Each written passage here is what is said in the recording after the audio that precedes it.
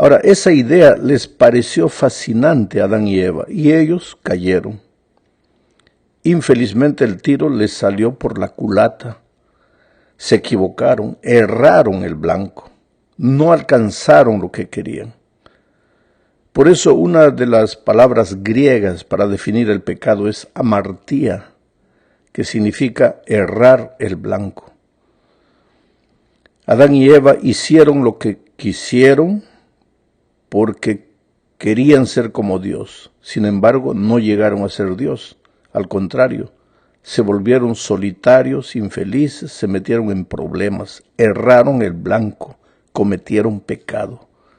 Dejaron de andar con Dios y empezaron a andar en sus propios caminos.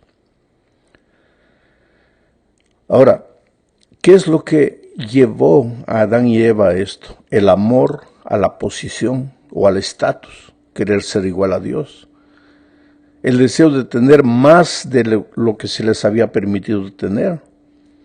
Dios les había dado todo el jardín, pero les dijo no toquen solamente del fruto de este árbol. Ellos quisieron todo.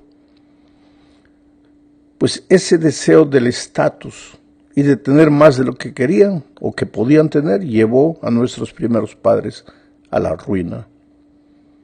El compañerismo diario con el Padre en ese momento fue interrumpido.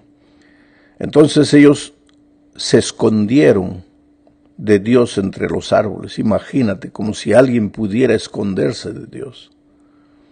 Pero ahora date cuenta una cosa, Adán y Eva no fueron atraídos por la riqueza. ¿Qué riqueza había en el árbol? El fruto no era un fruto de oro o de diamante. No eran millones de dólares que colgaban del árbol de la ciencia del bien y del mal. Lo que prueba que no son solo apenas las riquezas que pueden separarnos de Cristo. Es el amor al dinero, sea poco o sea mucho. Es el apasionado deseo de alcanzar bienes materiales. Ese deseo puede convertirse en una terrible maldición que puede alejar el alma de la salvación. Satanás sabe esto y por eso usa el amor por las cosas materiales para hacer que el cristiano coloque a Jesús en segundo plano. No que lo saque de su vida, sino que lo coloque en segundo plano. Solo que nuestra única protección de este problema es conservar la mirada en Cristo, propositadamente. No de casualidad, no si estoy con ganas, si tengo tiempo. No simplemente porque Él me va a bendecir y las cosas me van a ir bien si coloco a Jesús en primer lugar. La única cura para la mundanalidad, cualquiera sea su forma, es una continua devoción a Cristo. Hebreos capítulo 11, versículo 26 dice que Moisés fue victorioso porque consideró que sufrir el oprobio de Cristo era una riqueza mayor que los tesoros de los egipcios. Quiere decir, Moisés colocó a Jesús en primer lugar, no por casualidad, sino propositadamente. Se determinó en su corazón, decidió, tomó la decisión consciente de que esto sería así. Dios estaría en primer lugar, lo demás estaría en segundo plano. Cristo pues debe ser nuestra prioridad máxima. Necesitamos volver a caminar con Dios de propósito, a obligarnos, si posible, a caminar con Dios, porque nuestra naturaleza pecaminosa quiere andar sola, no quiere andar con Dios. Pero así lo hicieron los grandes hombres de la Biblia. Enoc se fue al cielo porque anduvo con Dios, caminó con Dios. Noé fue un hombre justo e íntegro entre sus contemporáneos porque anduvo con Dios. A Abraham Dios le dice, anda conmigo y sé perfecto. David fue el hombre conforme al corazón de Dios porque se determinó a andar con Dios en la tierra de los vivientes. Caminar con Dios, con Jesús, seguirlo diariamente, por lo que Él es y por lo que ha hecho por nosotros, no por alguna ventaja inmediata que podamos obtener de Él. Nuestra vida debe esconderse en Cristo. Y sus planes deben ser nuestros planes. Cuando nos entreguemos a Él, Él quebrantará el dominio del mundo sobre nuestras almas. Nuestra atención pues debe fijarse en Cristo en vez de fijarse en las cosas materiales. Solo eso llenará el vacío de la vida, le dará un sentido a la existencia. Vamos ahora a la segunda parte de este estudio y aquí veremos qué significa esconderse en Cristo, mirar las cosas de arriba, andar con Cristo, entregarse a Él, fijar la atención en Él. Tú te das cuenta que todas estas expresiones nosotros las usamos frecuentemente. El otro día, sin embargo, alguien me dijo, pastor, ya intenté todo eso, pero no funciona, no da resultado. El problema es que nos quedamos generalmente solo en la teoría. Hablamos bonito, vamos a la iglesia, cerramos los ojos, cantamos, gloria a Dios, aleluya, y pensamos que eso es andar con Dios. O que ir una vez por semana a la iglesia, eso es caminar con Dios, entregarse a Él, colocar la mirada en Él. Nos quedamos solo en la teoría, no entramos en el terreno de la práctica. El andar con Dios, el caminar con Dios, el colocar a Dios en el primer lugar en nuestra vida es algo práctico y muchas veces doloroso. Digo, ¿por qué doloroso? Porque a la naturaleza pecaminosa que cargamos todavía hasta el día de la venida de Cristo, no le gusta el compañerismo con Dios, no le gusta andar con Dios, le gusta hacer lo que pues ella quiere, vivir como ella quiere, mirar las cosas de esta tierra, no las de arriba.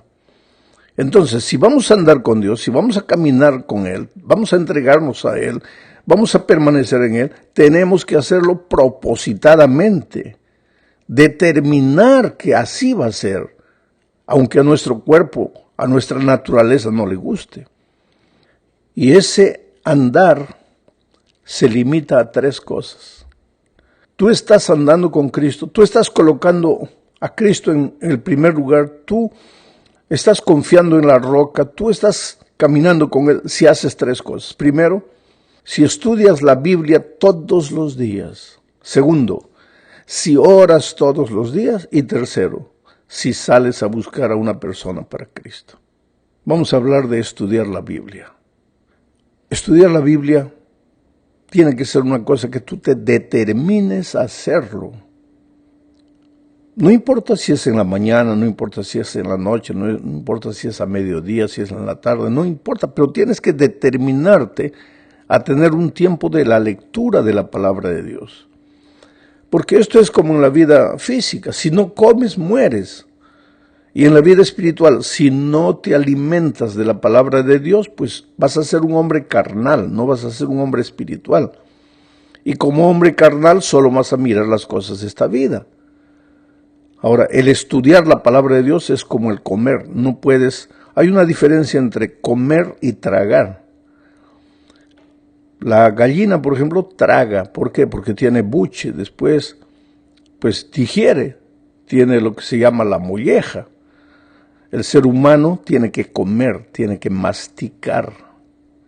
Dicen los médicos que hay que masticar 34 veces. En fin, yo no soy médico. ¿Pero para qué? Para que el bolo alimenticio se mezcle con la saliva. Y entonces, pues, la digestión sea mucho más fácil. En la medida que masticas bien, que comes, que sientes el sabor de la comida, pues vas a tener una vida saludable. El estudio de la palabra de Dios es igual. Tú no puedes sentarte a leer un versículo y salir corriendo, ¿no? Lee un versículo que sea, pero medita en el versículo. Piensa qué es lo que ese versículo te está diciendo a ti. ¿Qué es lo que Dios está hablándote a ti en las circunstancias presentes? Porque la circunstancia presente que yo vivo en este momento puede no ser la tuya. Por ejemplo, si tú estás en este momento con un hijo en el hospital, entre la vida y la muerte, y tú agarras la Biblia y lees un versículo, ese versículo te va a decir a ti otra cosa diferente de a mí. ¿Por qué? Porque yo en este momento no tengo, por la gracia de Dios, un hijo en el hospital. Si acabas de perder a la esposa, te va a decir ese versículo un mensaje que a mí no me lo va a decir porque yo estoy con la esposa viva. Quiere decir, cada uno tiene que leer el texto bíblico y tratar de entender qué es lo que Dios me está queriendo decir aquí. Tampoco vale la pena que agarres la Biblia. Voy a terminar este año de leer la Biblia 2 veces. Ahí llega la noche, lees, pero no entiendes nada. Eso en la vida física le diríamos que es tragar. Comes, pero no masticas. Tienes que leer un trecho de la Biblia y meditar. Por ejemplo, tomas la lección de la escuela sabática. Lees la pregunta, lees la respuesta, piensas, sacas tus conclusiones. Si no has entendido bien, pues escuchas el comentario. Y el comentario te ayuda a entender algunas cosas que no has entendido. Ahora tampoco puedes tú cerrar la Biblia, escuchar solo el comentario y pensar que con eso ya has pasado tiempo con Dios.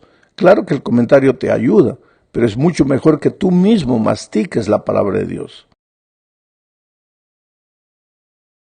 En el siguiente punto de la lección vamos a hablar de la oración. Este es otro de los instrumentos de comunión con Dios. La oración no es repetir frases que has aprendido. Padre nuestro que estás en los cielos, santificado sea tu nombre. No. La oración, dice el Espíritu de Profecía, es abrir el corazón a Dios como a un amigo. ¿De qué hablan los amigos cuando se encuentran? Hablan de todo. Entonces, haz eso con Dios.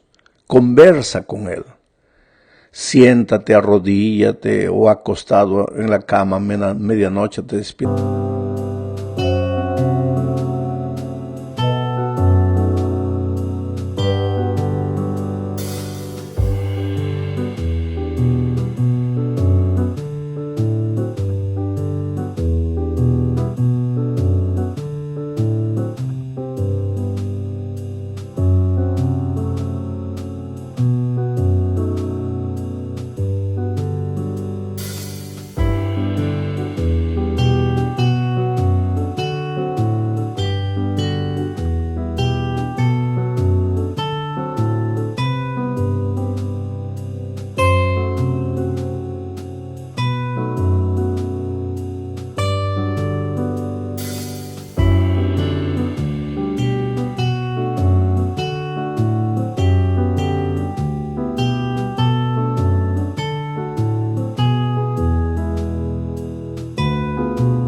Abre tu corazón y habla con Dios. Cuéntale lo que estás haciendo, lo que estás sintiendo, los pensamientos que te perturban, tus temores, tus dudas, tus aflicciones. Habla con Dios. La oración no es para que le informes a Dios de lo que te está pasando, porque Dios ya sabe, Dios es Dios. Dice el propio Señor Jesucristo, vuestro Padre ya lo sabe antes que se lo pidáis. Entonces, ¿para qué tengo que contarle todo si Él ya sabe? No es para informarle, es para que tú pases tiempo con Él, porque a través de la Biblia Dios te habla. A través de la oración tú le hablas a Dios, tú le respondes a Dios, tú te sientes acompañado, tú sientes que estás con Él, tú no te sientes solo. Saca toda la basura de tu corazón, las amarguras, los rencores, los motivos. Si hay una persona que te hirió, cuéntale a Dios con detalle qué es lo que esa persona te hizo. ¿Para qué? Para que a medida que tú vas hablando a Dios, el rencor, el resentimiento va saliendo de tu corazón. Cuéntale a Dios tus flaquezas, tus debilidades. En detalle, pídele fortaleza, pídele poder. Conversa con Dios. Conversa. Cuéntale en la noche, por ejemplo, todo lo que has hecho durante el día, con detalles. Te vas a pasar 1, 2, 3 horas conversando en tu mente con Dios. Y conversando ahí mentalmente con Dios, de repente te vas a dormir y ni te das cuenta. ¿Por qué? Te has dormido en los brazos del Señor Jesús. Estás caminando con Dios. Sin el estudio diario de la Biblia, sin la oración constante, no hay caminata con Dios. Y hay un tercer elemento que nuestra lección no presenta, pero que es indispensable en la comunión con Dios. Porque, ¿sabes? El Espíritu de Profecía a la oración y el estudio de la Biblia, solamente eso, el Espíritu de Profecía le llama devoción abstracta, devoción hueca, devoción que no tiene mucho sentido. Hay muchas personas que de alguna manera oran y estudian la Biblia y oran. Hay otras personas que oran más y estudian más la Biblia. estudian más y oran más. Y eso finalmente los va a llevar a incrementar un elemento más en su devoción personal, el ayuno. Entonces hay personas que oran, estudian la Biblia, ayunan. Después le aumentan la vigilia. Oran, ayunan, estudian la Biblia, hacen vigilia. Y si van por ese camino, sin incrementar, sin añadir el tercer elemento de comunión con Dios, van a caer en el terreno del fanatismo. No estoy diciendo que orar, estudiar la Biblia, ayunar, hacer vigilia sea malo, pero para que esas cosas sean una devoción sólida y no sean una devoción hueca, abstracta, necesitas acrecentar el tercer elemento de la comunión con Cristo, que es la testificación. Ahora, entiende bien, testificación no es andar por la vida portándote bien para que las personas vean tu vida y se sientan inspiradas. Claro que tienes que hacer eso también, pero testificación es escoger una persona, un vecino, un pariente, un amigo, un compañero de trabajo y comenzar a acercarte, a aproximarte de esa persona con cariño, con amor, con amistad sinceros, mostrarle que te interesas por él y lentamente ir trayéndolo a los brazos de Jesús.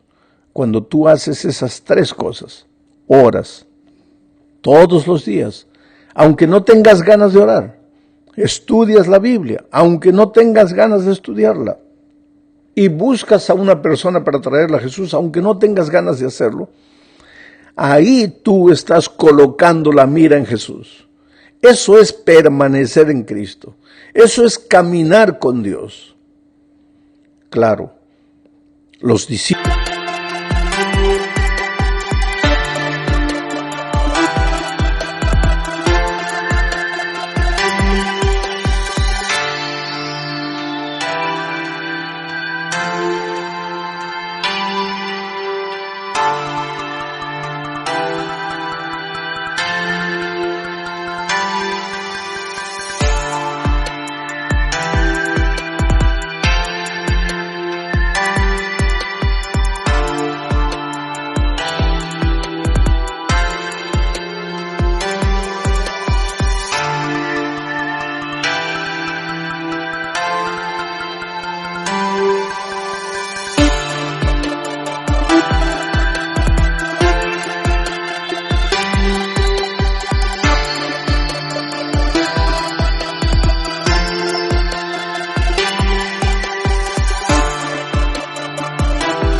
en los tiempos de Jesucristo caminaban con Jesús corporalmente, escuchaban su voz audiblemente, lo veían, lo podían tocar.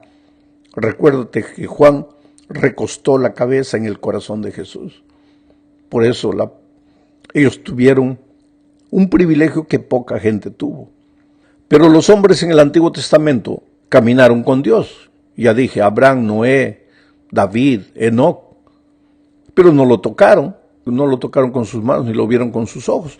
Pero caminaron con Dios por la fe. Conversaban con Él. Y nosotros también podemos caminar con Dios por la fe, pero a través de los tres instrumentos que nos dejó. El estudio diario de la palabra, la oración, y Dios y tú salen juntos a buscar una persona para traerla a Jesús. Están caminando en una experiencia diaria de compañerismo. Y el resultado de eso es que te vas a ir volviendo lentamente a medida que el tiempo pasa, pues el carácter de Jesucristo se refleja en tu vida y tú te empiezas a volver un hombre espiritual. Y entonces, aunque vivas en este mundo materialista, ya las cosas materiales no son el centro de tu atención. Ya no te fascinan como te fascinaban antes, porque ahora tienes otros valores espirituales. ¿Por qué? Porque has aprendido a caminar con Jesús y su carácter se está reflejando en tu vida. Vamos a la última parte de la lección. Vamos a juntar dos ítems de la lección en esta parte. Primero, el Espíritu Santo que te llevará a la sabiduría. Cuando digo que a través del estudio de la Biblia, de la oración y de la testificación estás andando con Dios, en realidad estás andando ¿con quién? Con el Espíritu Santo. Jesucristo antes de irse le dijo a sus discípulos, es necesario que yo me vaya para que Él venga, hablando del Consolador, del Espíritu Santo. Él estará con nosotros hasta el fin del mundo, el Espíritu Santo. Él nos guiará, entonces oirás palabras de ti que dirán, este es el camino, andad en él. Él nos enseñará, Él nos llevará al arrepentimiento, Él nos mostrará lo que es malo, lo que es bueno, el Espíritu Santo. Pero para que el Espíritu Santo actúe en tu vida, para que el Espíritu Santo te hable, tienes que estudiar la Biblia todos los días, orar todos los días y testificar, buscar una persona para Cristo. Cuando haces esas tres cosas, pues estás andando con el Espíritu y el Espíritu te habla. Y finalmente el Espíritu te va a llenar de poder para enfrentar la vida, las circunstancias difíciles de la vida, poder para testificar, para predicar el Evangelio. Y finalmente, antes de la venida de Cristo, poder hasta para hacer milagros. Porque en un momento determinado de la historia de la iglesia, el Espíritu dio a su iglesia poder para hacer milagros. Cuando la iglesia estaba naciendo. Y cuando la iglesia ya está llegando al fin de su misión en esta tierra, Dios también le dará poder para hacer milagros. Los mismos milagros o mayores milagros que en los tiempos primitivos. Pero para eso tenemos que aprender a caminar con Dios. Estudiar la Biblia, orar y buscar una persona para Cristo. Porque el Espíritu no trabaja así con emociones. No es porque lloras que estás lleno del Espíritu Santo. No es porque caes en la tierra y comienzas a hablar palabras extrañas que tienes el poder del Espíritu Santo. El Espíritu Santo es un asunto de vida práctica. Oración, Biblia y buscar una persona para Cristo. Ahora, una de las cosas bellísimas que el Espíritu Santo hace en la vida es darte sabiduría.